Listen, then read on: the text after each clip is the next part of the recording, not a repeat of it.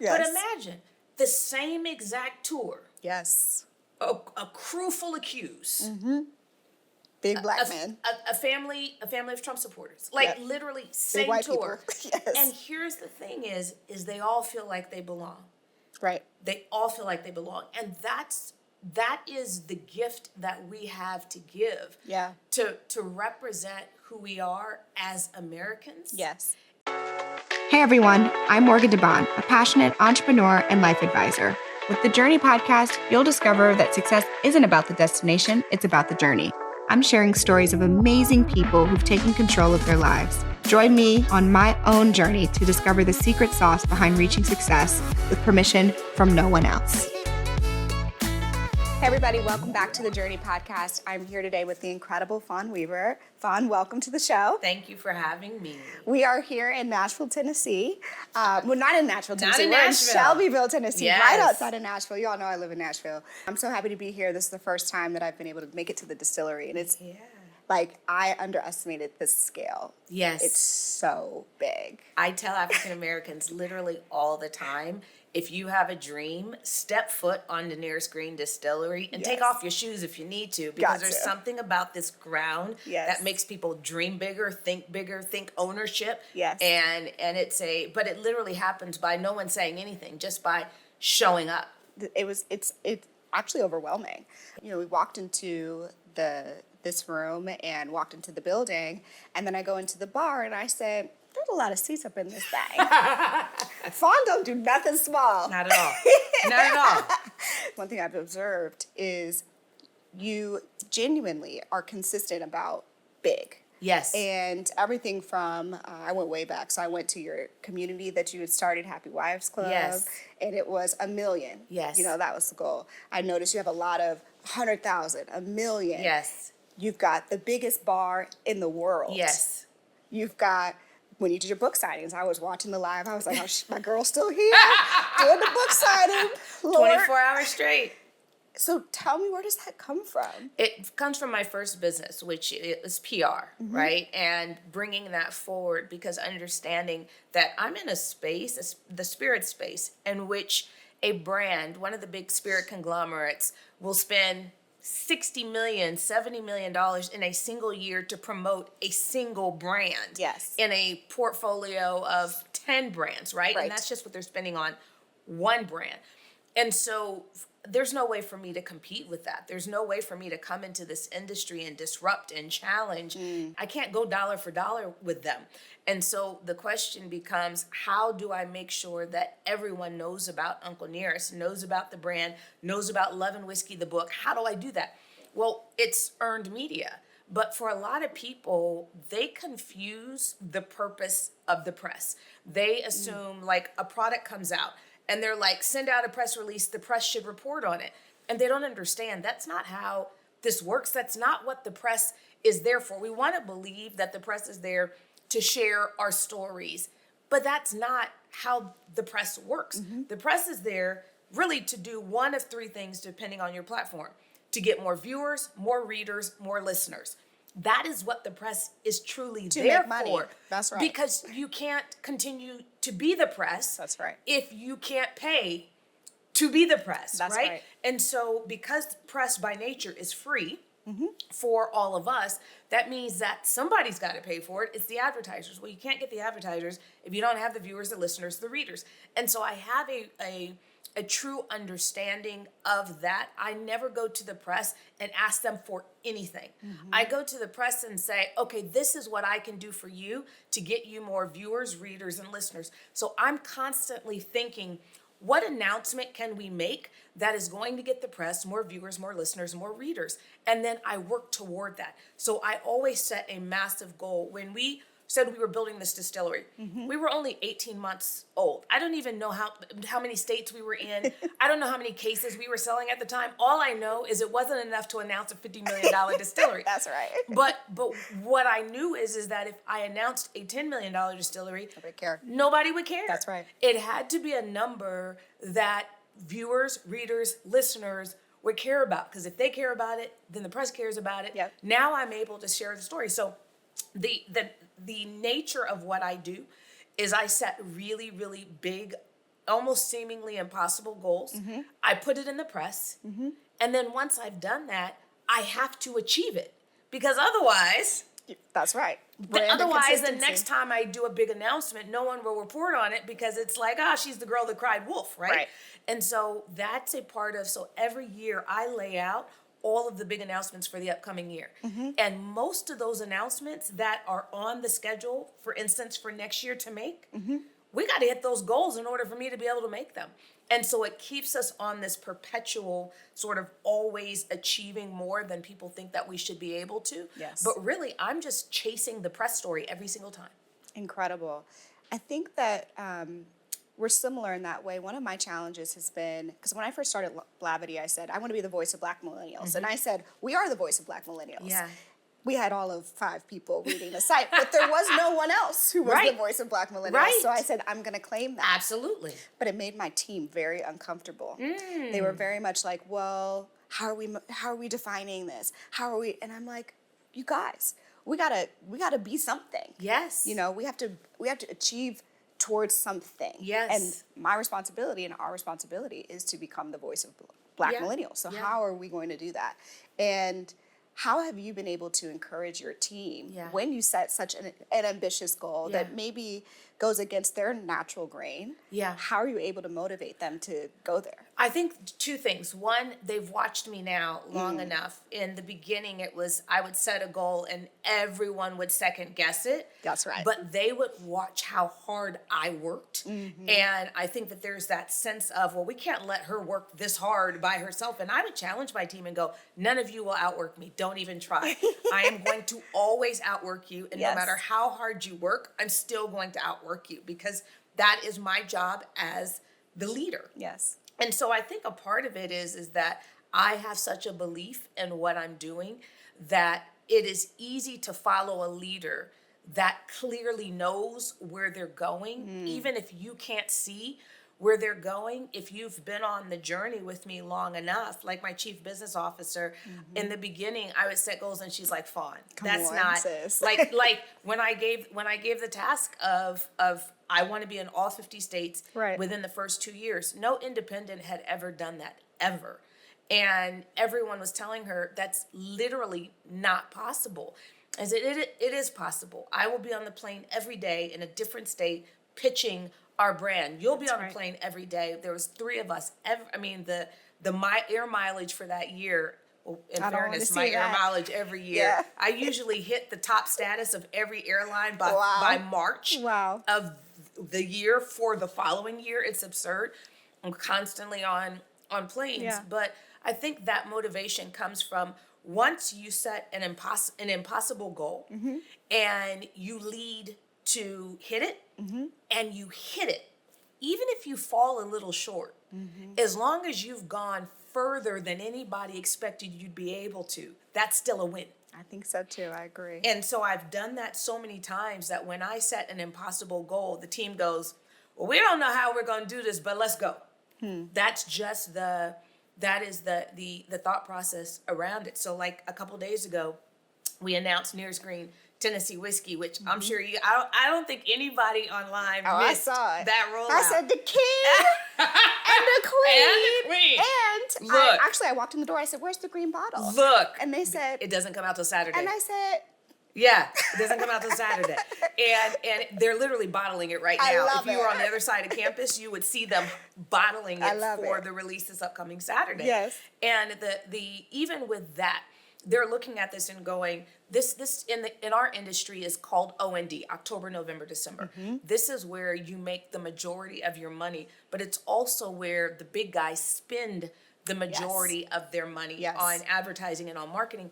And so you can't get a message through in OND if you're not a big guy. And an election season. It's rough, So they will tell you, do not release a product exactly when we released this product. And this product is easily outperforming any other launch that we have ever done. I believe it. But it came from watching the market all year and watching all the big guys lower their prices like crazy. Yes. In a manner in which they're not going to be able to get those prices back. Yeah. So the consumer, if you used to be at $40, if you lower it to $30, Now that's where the consumer expects you to be. So next year or 2 years, when we're on the other side of this in the industry, where the industry isn't having a COVID correction, Yes. then now you're going to want that $40 back. And no, honey, Nah. you gave that up. Yep. And so we made a decision with our distributors, top of the year, when they started seeing everybody Drop come prices. to them and say, drop it, drop it, drop it.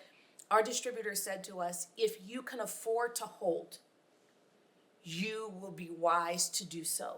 And I looked at my team and said, we cannot afford to hold, but we're going to do it anyway. We will not lower the price on Uncle Nearest. And when you look at, we use Nielsen reports. Yes. That's what we use. That's what I think almost every industry At uses this it, point, right? yeah. But when we're looking at it, this period of time where everybody is declining, every month we're getting stronger, and like a lot stronger. And looking at the top 100 between tequilas and bourbons, because we compare ourselves to both American whiskey and tequila, because I didn't realize same that. consumer group. Okay. Same consumer group. Those who drink premium tequila are also drinking premium. That makes sense. Yep. And so when we're looking at the Nielsen, we're not just looking at American whiskey. We're always looking at both categories. And there's only 2 brands, one a tequila, one a bourbon, American whiskey, and the entire top 100 that is green across the board with Nielsen. Growth in every single category that Nielsen tracks. Uncle Nearest is one of them. And understanding that almost everyone else in that top 100, certainly everyone in that top 25, which is where we are all big guys. They're Right. all owned by big guys. And then you got this little independent, right? That Yes. is just hanging this year, and you look at it and go, how the hell? But we said, we're going to hold price. We're going to work like crazy. We're Yep. going to figure this out. We're going to release Love and Whiskey right in the middle of it. So we're good. going to get people excited. We're going to create ambassadors. And then while everyone is looking here at Love and Whiskey, then we're going to drop Nearest Green Tennessee Whiskey, something that has been in the works for almost 8 years. Yeah. But the plan was to drop it in 2026 or 2027. Because if you think about it, the brand is called Uncle Nearest. Where you are right now, Nearest Green Distillery. Why? We were always going to move toward In this direction. You're always going to have a portfolio, right? always going to have a Yes. portfolio. Yes. And that brand that is in that $29.99 mark that'll end up on the shelves around $25, that's the volume brand. That was always going to be named Nearest Green Tennessee Whiskey. Really? Always. What a beautiful rollout. Yeah. I have so many things. One of the things that I've noticed, a few different things. So you all are approaching 100 million in revenue. If not have hit it, we'll hit it this year. And $1 billion plus valuation. So that's a 10x revenue. That's an incredible multiple. And is that because of your growth rate? That's actually not a incredible multiple. For this industry. Right. And Okay. even when that valuation, I'm pretty sure is at closer to like a 12.9 if I were guessing. At the time. Yeah. And because I've always done my raises at a 12.9 Okay. multiple. Wow. The spirit industry is very different from every other industry. We don't, when you're a fast growing spirit brand, when you have something like we have, that it factor that nobody else has, that you can't even quite put your finger on, or you just can't replicate it. When you have something like we have, where this is going to still be on shelves 100 years from now, there's not many brands that come out that have a story that have, we're now in negotiations on the movie rights to it. And I got literally a text message this morning from one of the biggest producers in America and said, I'm reading your book right now. We got to talk about a documentary. And I got to, when I leave here, send him a text back and say, sorry, we're already accepting Options. proposals for the feature film. Let's go. And but that is all of these things for this brand is very unique to this brand. Right. And so I could put it at a 15x, would an still hit. 18x. It's still going to be worth every penny of it, because this can't be replicated. So there's that it factor that can't be replicated by anybody else, that there's an additional amount on it. But the reason why the spirit industry is the way that it is in terms of multiples, the reason why we don't look at the EBITDA and we don't really look at the NOI is because everybody in this industry essentially sells to a big guy.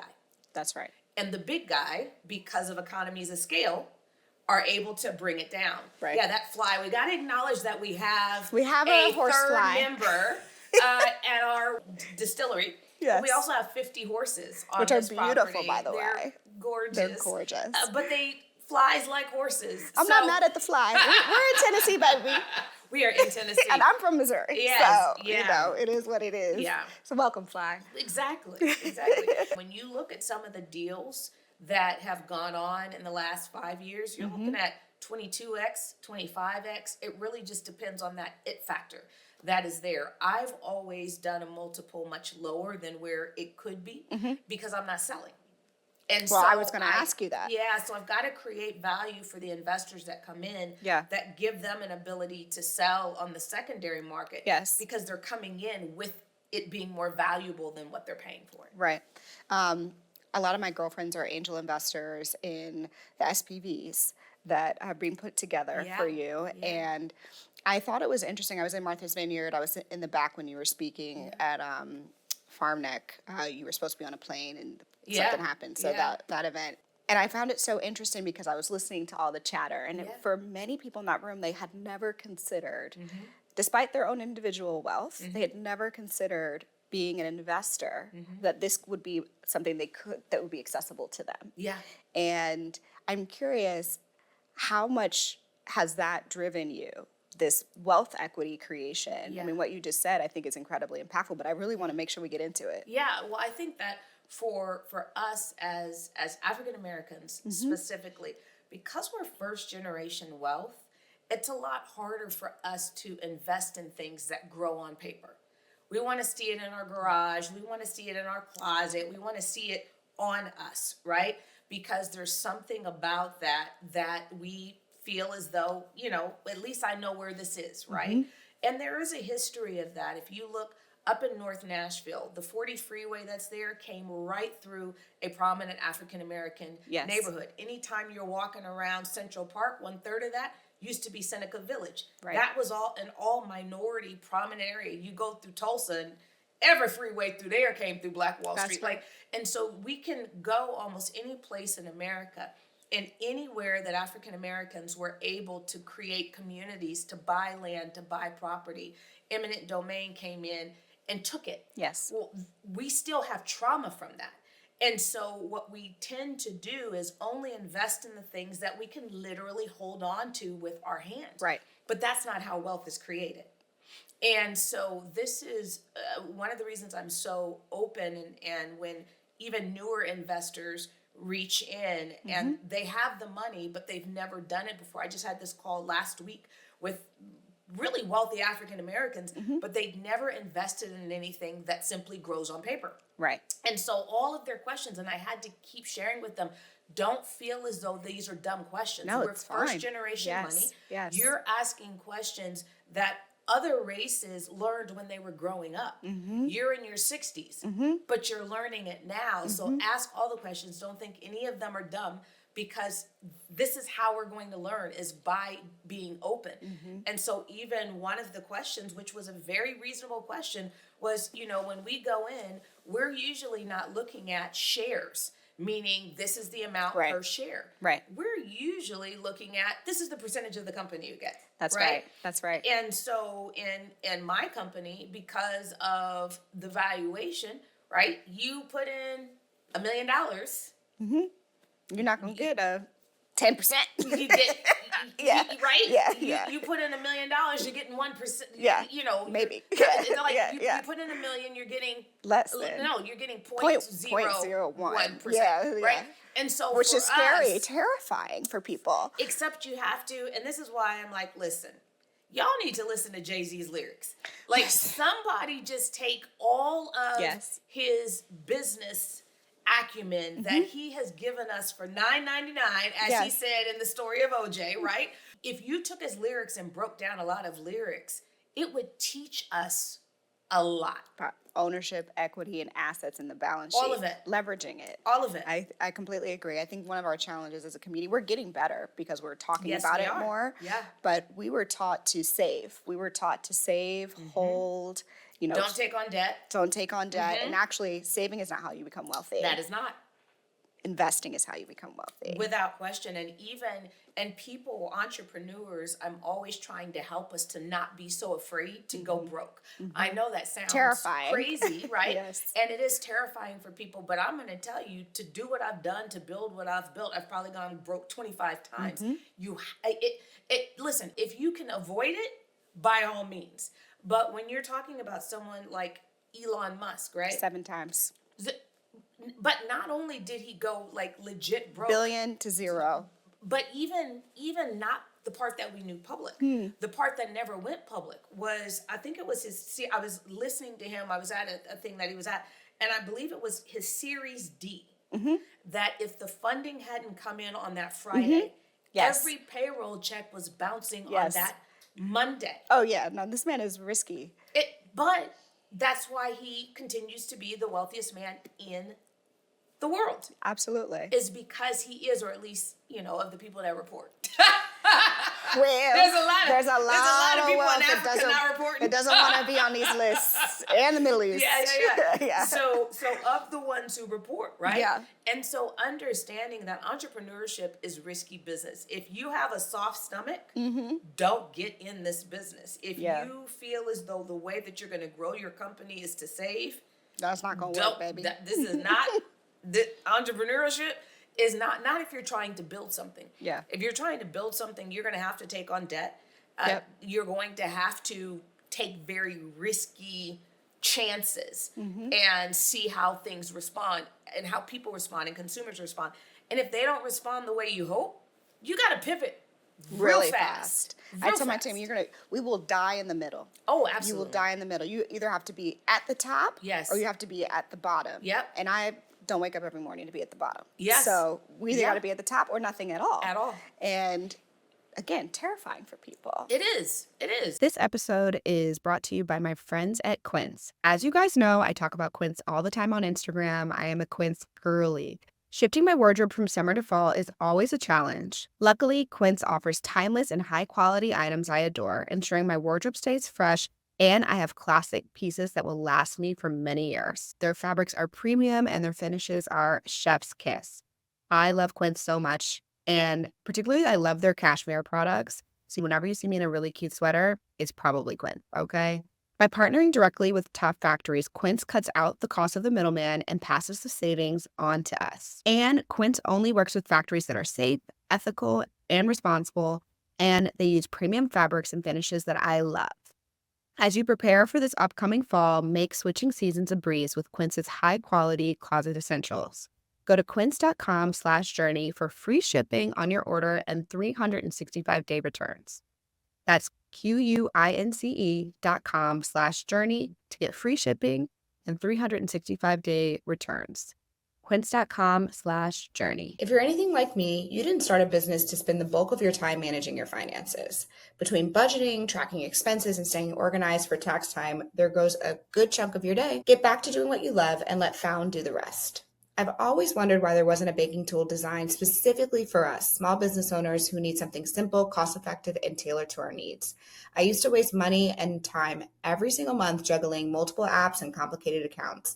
And now Found has a solution for all of that. Found is an all-in-one business banking solution designed for small businesses and solopreneurs. Seriously, it's an absolute game changer. With Found, you can manage your money, track your spending, send invoices, pay contractors, and even handle your own taxes all in one app. No more jumping around between 5 different tools just to keep your business running. And I'm not the only one who's loving Found. Just listen to what one of their users had to say. Found has made managing my small business finances so much easier. I used to dread tax season, but now it's a breeze with all of the tools that Found provides. If you're ready to simplify your business finances and get back to doing what you love, check out Found. Over 500,000 small business owners have already made that switch. Try Found for free at found.com/journey. Sign up for Found for free today at found.com/journey. How do you manage yourself? I was listening to you chat recently. There was a question about imposter syndrome, and you said, I don't have imposter syndrome. I don't even believe it exists. Right. And I think a lot of Black women, professional people, are told, oh, this is what imposter syndrome is, and you guys probably have this, and here's how you manage it. I feel like sometimes we're like with self-fulfilling prophecies in our community, and That's what it is. Drives me nuts. Well, it's a little bit like, remember when WebMD came out and everybody thought they had like 20 different things because it was like they're looking at that, and that's imposter syndrome to me, is that people are backing their way into something that doesn't have anything to do with them. By nature, as African Americans in this country, we don't actually belong here, right? We don't have roots. Our roots are completely severed. So we're already at a disadvantage of not having roots like other races have, right? And so because of that, we feel a little bit, the best way I can describe it is like this. Do you know people that have been adopted? Yes. Right? Okay. I don't care how amazing an adopted mother and father has been. Their entire upbringing, they could be the most perfect parents ever. And that child is still going to long for the birth mother that gave them up, the birth mother. They want to know what were the circumstances, how, like, I want to know about my mom. I want to, there's certain things that I do that I can't explain why I do it because it's connected to roots that I don't know. Well, that's every African American in America. There's a part of us that will never feel as though we fully belong because our roots were severed. So we have to get more comfortable with understanding there are going to be spaces we're going to go into that are not going to be comfortable, not because we don't belong there, but because our roots were severed. Right. And so that don't have nothing to do with imposter, nothing. No, that's by design, unfortunately. That is by design. Yes. And so for us, we've got to walk into every space so confident. And I do it because of two things. My foundation, my faith. The Bible, I am unapologetic about it. Everybody can, I know we've gone through this phase where people want to believe in the universe, but not the person who created the universe. Cool. You believe in the universe. I believe in God. G-O-D. Capital G. Capital G. Capital G. I don't believe in no demigods. I don't believe in capital G. God. Yes. God. So we start there, right? That's my foundation. So I walk into every space believing He put me there. Even if I make a mistake in that space, even if I do something silly in that space, I believe that He can do what they did in the Matrix and make everybody forget it. I don't walk into a space wanting to be flawless because I'm like, He'll cover my flaws because my flaws means I'm still learning in that particular area and He's not going to leave me uncovered. And so I go into a space believing even if I make a mistake, even if I say something silly, even if I'm out of my depth, He's going to cover it where people don't know that. So that's the first thing. The second thing is now we go back to our ancestry. Every single time I think about who I am in America, a lot of people think about that lack of belonging, that lack of feeling as though we are loved or we are appreciated or respected. I don't look at any of that. I go back to our roots. Yes. I go back to the fact that our African ancestors, 12 million, left the shores of Africa. Only 388,000 arrived in America. Yes. That's a lot of people who either died along the way, at least a couple million, just in the Middle Passages alone. And you had us laying in chains. And I know it's uncomfortable a lot of times for us to see this or visualize it or think it, but I think it's important for how you walk into a room. When you remember that your ancestors were laid side by side, foot to head, and that you had vomit and feces and all of this was going on, the only way you made it to America is you had to be so strong physically, emotionally, spiritually, that, you had to be other level strong. Yes. We're all the descendants of 388,000 of the strongest of the strong, mentally, physically, emotionally, and spiritually. Yes. We can't fail unless we give up. That's right. And so my whole thing is that I'm going to walk into every room like I can't fail. Because if I don't give up in that room, I won't fail. That's right. And it's almost as if the conditions in which they survived versus the conditions in which we are surviving. I'm like, get out of if here. you guys can make it through that, listen. Who am I? Listen. Who am I to be like, I haven't slept today? Rolled their eyes. What? Yeah, that's it. That's what set you off? Somebody cut you Remind off the people. on a, Remind the people, Fawn, because I feel like people are trying to get to quick gratifications. People have, because it maybe is looking so effortless on social media, because it looks so effortless to, you know, sit there and sign books for 24 hours, or it looks so effortless, the book tour that you did, which was, I mean, I feel like you're still on book tour. I am actually. We're about to announce Houston, I think, in a couple days. You know what I'm saying? Yeah. So, you know, like, it looks effortless. You look great. You look happy. You're married. You know, like, Yeah.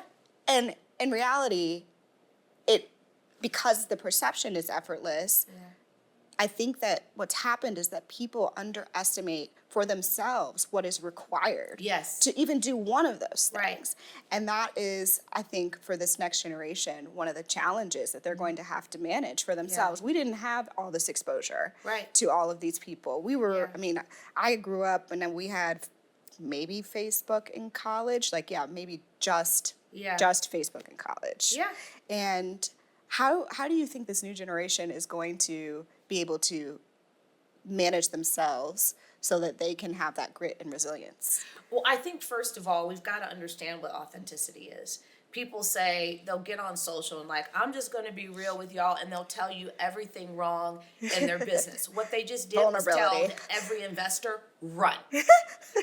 That's what you've just done. I agree with That's you. what you've just done. I agree. So there are, what you have to learn the discipline of is being like a swan or a duck that's going across the water, where all you see is the floating. That's what it looks like. I mean, we have Canadian geese out here, and you would swear that they are just floating on the top of our pond out here. But if you actually put that camera underneath, it is a furious that is allowing them to do that. And we as African Americans are the one race that is terrible at that. It's terrible at it. We have to get better about it. It doesn't mean that it's simple. Let's just level set and just assume that anybody who is an entrepreneur, it's not simple. So let's just start there. But they also don't need to tell you every difficulty that they are coming across, because number one, to actually take the time to verbalize it, to get in it. Distraction. It's a distraction. You have to be focused on what's the solution. So if you are a great entrepreneur and you are on social, you're supposed to be delivering solutions. Well, by nature of delivering the solutions, that means you've already come through the challenge that provided you the solution. And so that the idea that anything that we will ever do in life will be easy is foolish. It's foolish. Amen. There's no aspect of, and again, I have to go back to my roots, there's no aspect of the Bible that ever says easy. Even when you're talking about God, when you're talking, my faith is Christianity specifically, my burden is light. My yoke is easy.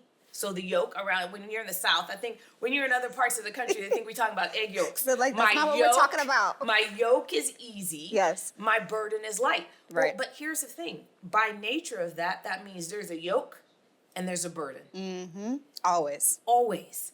And the question is do you buckle under the weight? Or do you place the weight where it's supposed to be? And if you're placing the weight where it's supposed to be, then you won't be on social media running down a list of everything that's going wrong, because the yoke is easy, the burden is light. And so the stuff that I deal with on a daily basis, I am absolutely convinced would take most entrepreneurs out. Oh yeah, I believe it. Take them out. This operation is incredible. I mean, that's the first thing that I said.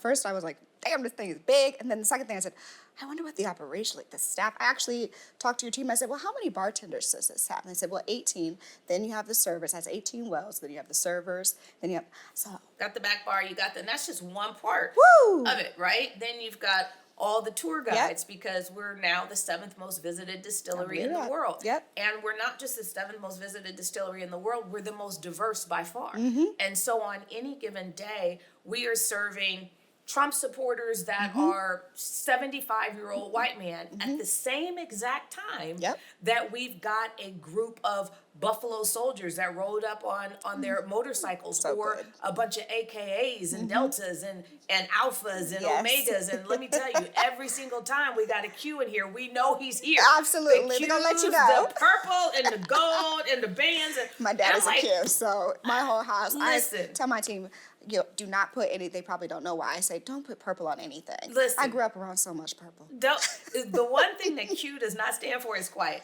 When a Q walks through, and when they come through in the groups, but imagine the same exact tour. Yes.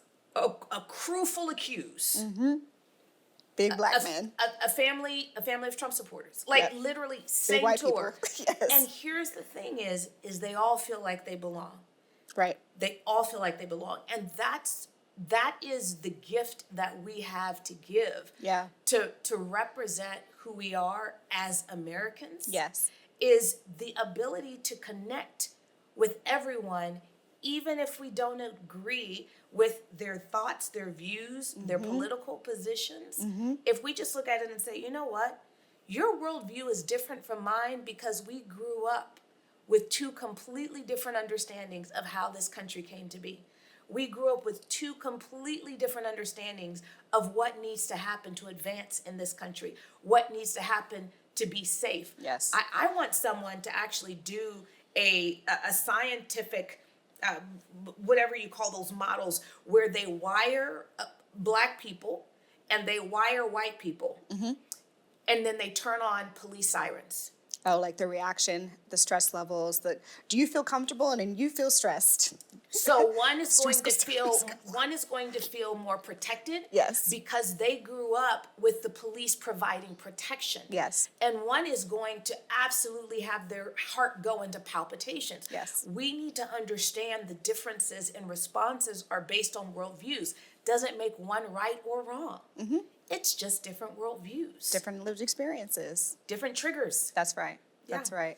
And I think one of the things that makes Uncle Nearest and the story, for those people who are watching this that don't know the story, that haven't had a chance to read your book, I mean, part of how this brand came to be, and you're a historian, of course, not just a historian, but part of this was an inspiration as a historian. Talk us through just the beginning. Your first chapter really outlines it, so you all read the book, buy the book, definitely get through the first chapter. Listen to the book. I spent a lot of time reading that book for the audio book too. So do all the things. So talk about how those principles have influenced how you've decided to run this brand.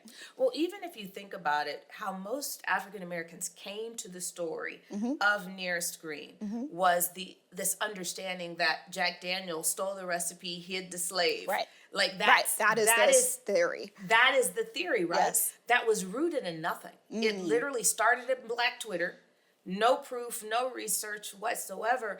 And what they did is they took a photo that we now know was taken in 1904. And it's a photo of Jack Daniel, and there is an African American to his right. It's Nearest Green's son, George Green. And Nearest Green is, hopefully everyone knows by now, first known African American master distiller, teacher of Jack Daniel, mentor of Jack Daniel, and then he was the first master distiller for Jack Daniel Distillery number 7. Yes. Right? So the old number 7 that everyone drinks, Nearest Green is the only known master distiller for that distillery number. And so when Jack was going out and putting down silver dollars on bars and challenging people to taste his whiskey versus the bourbon that they were calling for, what he was challenging them with was Nearest Green's whiskey.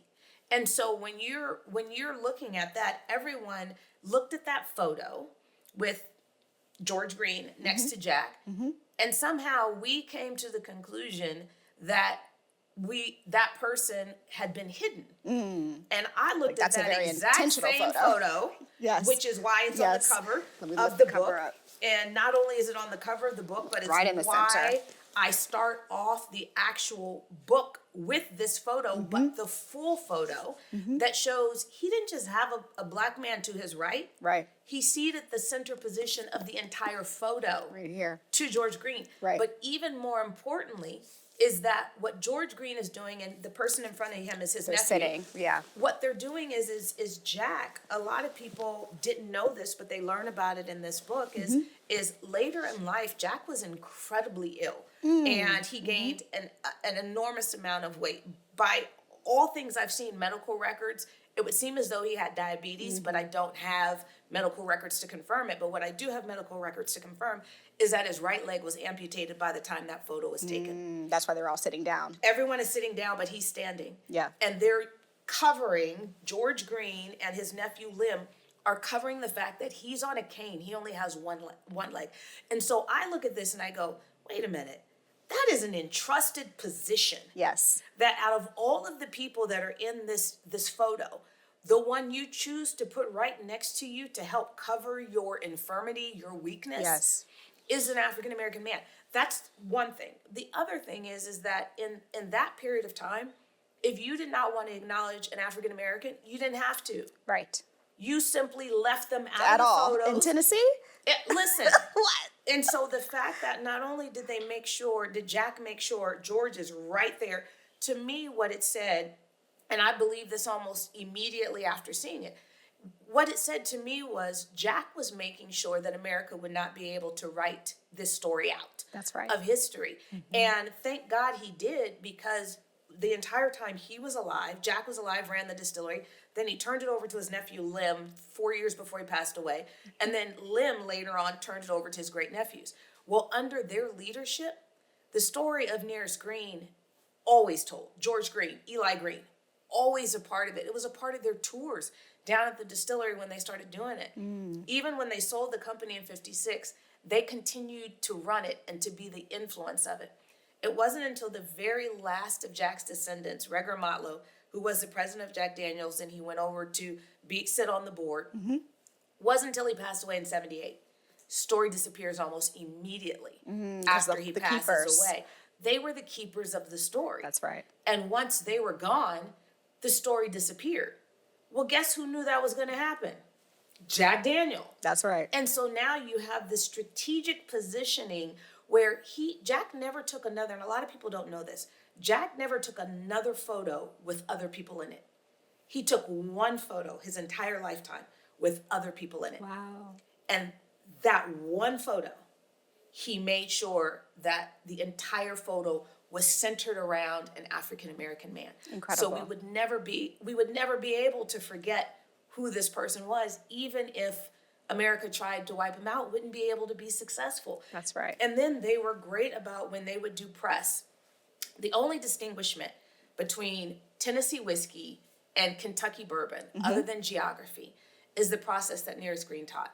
This process of taking traditional bourbon and running it through sugar maple charcoal, and that before it goes into the barrel. So you're removing purities. It's still, every bottle of Uncle Nearest is a straight bourbon whiskey, every single one.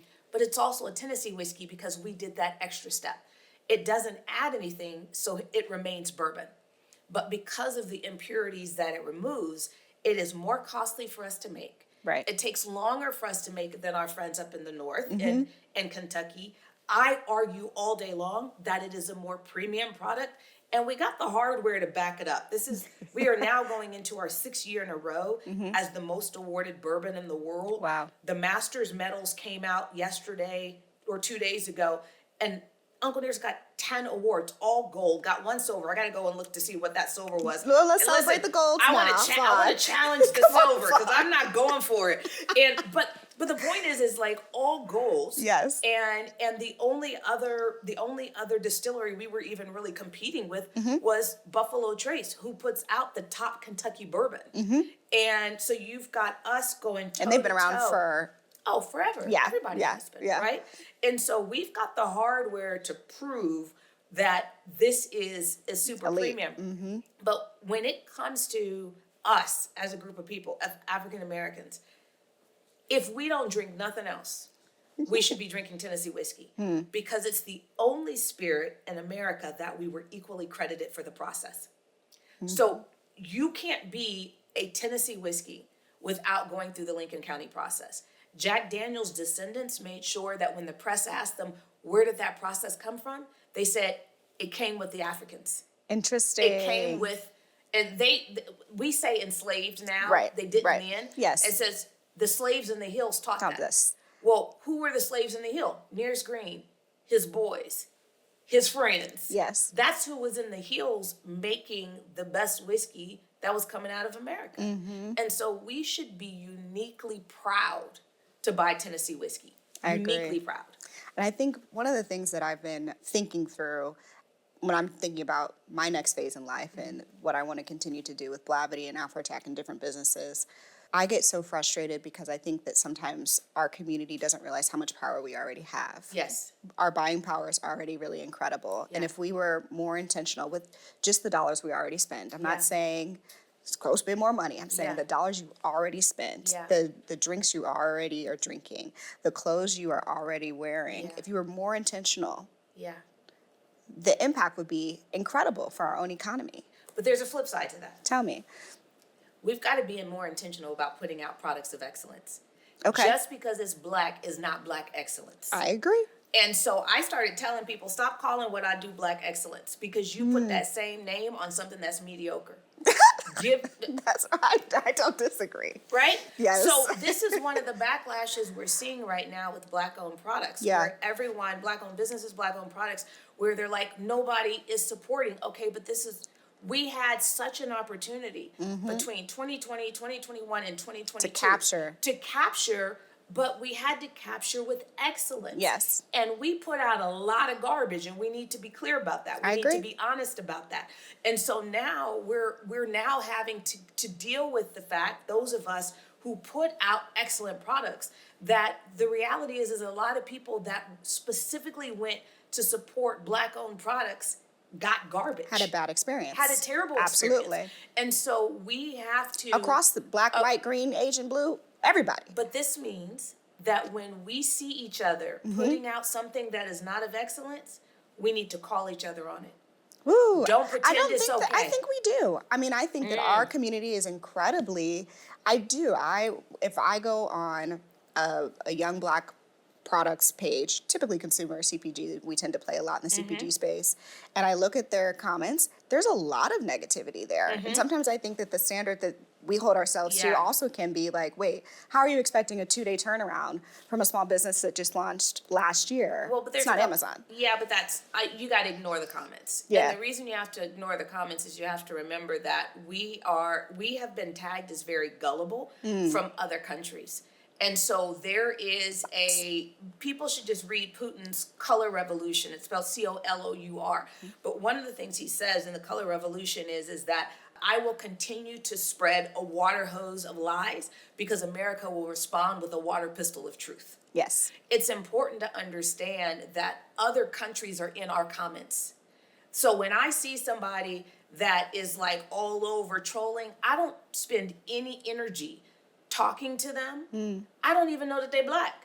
Just because there's a black photo there does not mean that's who I'm talking to. So we also have to really be diligent about understanding there's a lot of bots out there that are specifically looking to divide our power.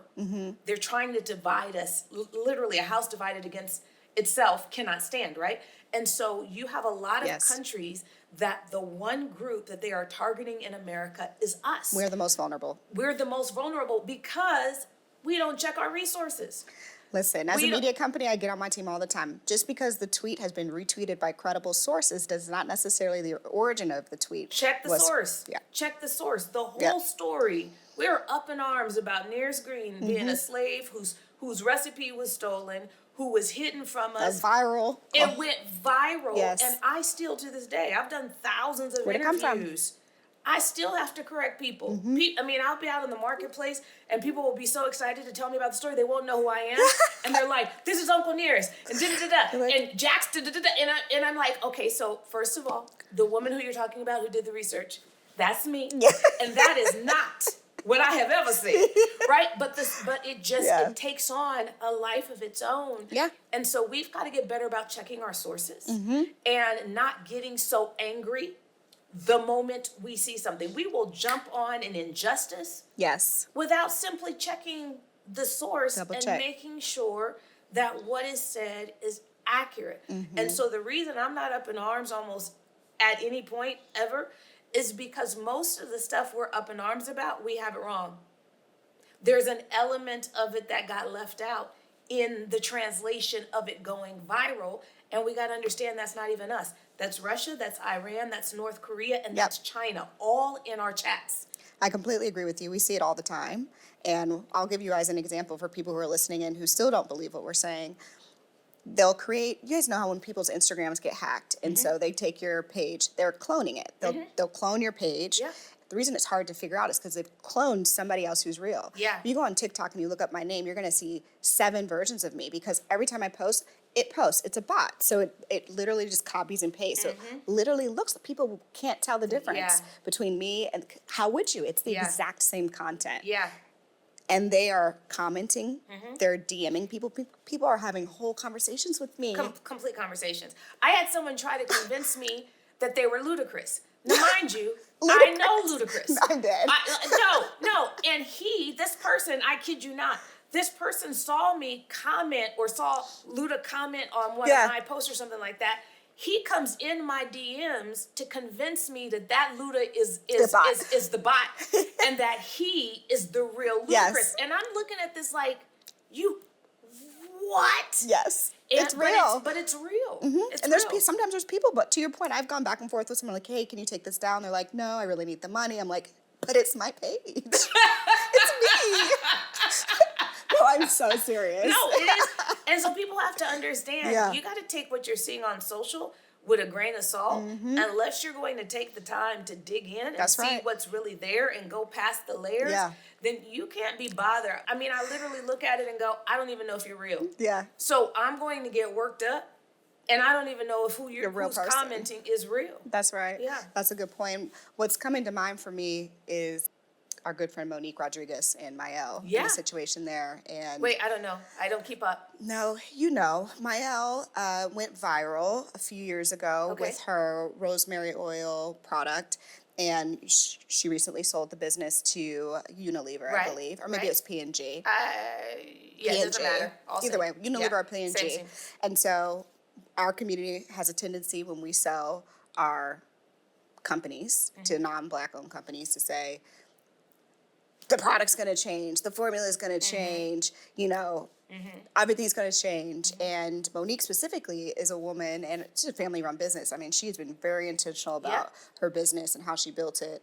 And now, a couple years later, there's been reports on TikTok of women's hair falling out from the product. Right. So now there's this entire conspiracy and the people are just people are just spending all this time and energy just throwing out their entire cabinets of Mael, making this entire movement on TikTok to say... It's happening right now? Yes. This has been happening for the last few months. It's absolutely heartbreaking for Monique because, for so many different reasons. So to the point where now Monique is like going to the factory to say, this is the factory we've been with for so many years. This is the product. Like, we have not changed the formula, hiring, people to say, no, it hasn't changed, you guys, and... My heart breaks for her because... she's such a sweetheart. Yeah, but not even just that. She's a great person, but from a business executive perspective, what she built was incredible. Yeah. And to sell it to a huge conglomerate, that was her goal. She was able to accomplish that goal. And then for now, my fear is that people then look at these acquisitions and say, it's so risky, your whole brand could be just demolished by a conspiracy theory, that our community... is so gullible. We're so gullible. They're very good about it, about dividing. Yes. And you really, unless you can have something where that voice is louder. So one of the things that I'm really intentional about, if I don't have something of meaning to say, I don't say it. You don't see me on social just chit-chatting about nothing. You don't see wardrobe changes. I think that leaves us more vulnerable, and I get why people do it. It gets the likes, it gets, a lot more followers. I get that. The downside to that is that then because you've done that, someone else can more easily pretend to be you. For a bot to pretend to be me, they got to be wise as hell because I don't just say anything. That's right. So the tone of I don't even know if there's like how many fake pages are out there. I've never looked. It doesn't matter to me because someone would have to copy my tone, my cadence, my words of wisdom. People will know immediately if somebody starts just talking about silly Making stuff. stories up. If you're gonna come for me, you better be real. You're very consistent. Yeah. I'll definitely give you that. And it is clear. I think the stories you tell, how you motivate people, the hope that you sow, the brand that you represent, very consistent. And I think that it's not easy for people to do. It's not easy. Yeah, but who's looking for easy? If you're looking for easy, then this is not the lane. You should be working for someone. If that's what you're trying to do, if you're looking for easy, I can tell you there's nothing that I do on any given day that is easy. But easy isn't my goal. So it's the best way, the way I like to describe it is Cindy McLaughlin. You take away those hurdles, she's still smoking everybody. But she's a hurdler. She expects to see hurdles. That's how she excels. Right. So that's how I look at challenges. I expect to see hurdles on the track. And what sets me apart from everybody else is that I'm able to jump over those challenges without giving them much attention. My focus is on the rhythm of how I run to get to the travel. In between, what's that rhythm? What's that cadence? What's my focus? That's how I'm looking at it. I'm never expecting a clear track. And so where we get thrown off is if we're expecting a clear track and then there's hurdles, we falling all over the place, right? We're like, where'd this come from? Right? And then it's why when people ask me, what has been your greatest challenge in building the company? You have never heard me answer that question. Never. Because that's like asking a hurdle, which one of the hurdles is the hardest? Right. They all hurdles. That's they're not my focus. It's expected. It's expected. And so we, as African Americans, have got to get to a place where we expect the hurdles and that we're able to smoke anybody, even those without hurdles. Those that have a clear track, we're still able to smoke them going over hurdles. Beautiful. Just in closing and wrapping up for... That was fast. No, we're deep in it. How are we doing, team? Well, time-wise, I'm closing. I'm like, I know I got a sense of time. I mean, I can keep going, but you're a busy lady. There's someone listening to this who aspires to be this confident about themselves, aspires to have a vision that is so clear to them. There's a chapter in my book coming up called Simple But Not Easy. I love it. What's the book title? Rewrite Your Rules. Yes. Rewrite your rules. Yes. What are the rules? Yes. They're all made up. Rewrite them. So there's someone who is saying to themselves, okay, I want to be here, but I can't figure it out. And they don't feel passion enough yet. They don't feel passionate about any one thing enough to have this level of excellence and focus. Yeah. What would you say to that person who's still struggling to find themselves or find that passion for themselves? If you're not passionate about what's right in front of you, you will not be passionate about what is coming to you. Everything, every moment of our lives, to be fully present in that moment, to find all the gems, all the lessons in that moment. This entire company was built on lessons I learned from my company when I was 18 years old. This entire foundation of what anybody sees is an 18-year-old girl who started a PR firm and learned what makes the press tick, what is important to them. And everything that you see has been built on that.